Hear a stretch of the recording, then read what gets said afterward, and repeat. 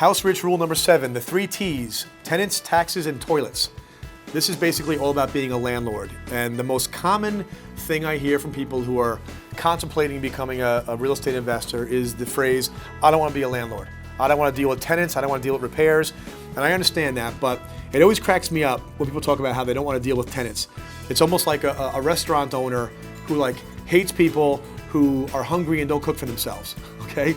If you own a restaurant, you love people that are hungry who won't cook for themselves. If you're a landlord, you love tenants. They're the clients, they're the ones that pay you.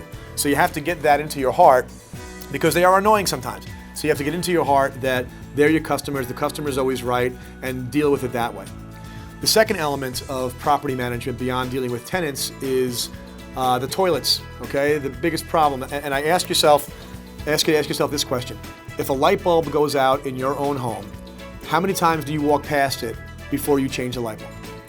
If the answer is more than 10, you would not be a good property manager, okay? If you jump up on a chair and change that light bulb within 2 or 3 times of passing it by, then you have the kind of instincts to be a great property manager.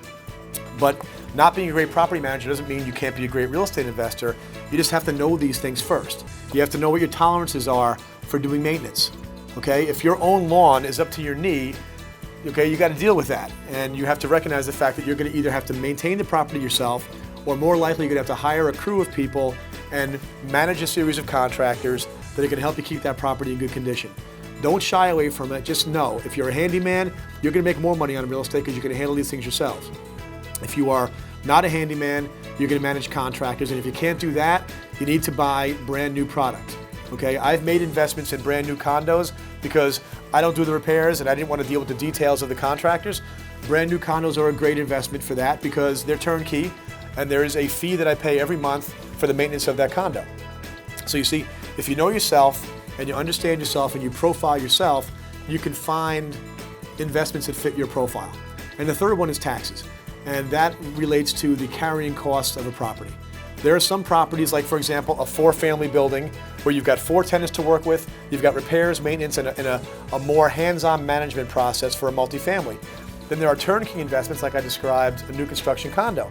But I'm going to make more cash flow on the 4-family than I am very likely on the condo. So my tolerance was, I'm okay to break even on that condo. It's not a matter of me making a profit on a monthly basis. So my tolerance for negative cash flow or break even was perfectly fine. My tolerance for dealing with a bunch of tenants was a little bit lower, and so I migrated toward the turnkey, lower cash flow investment. So if you agree with me or disagree, please post a comment and stay tuned for rule number 8.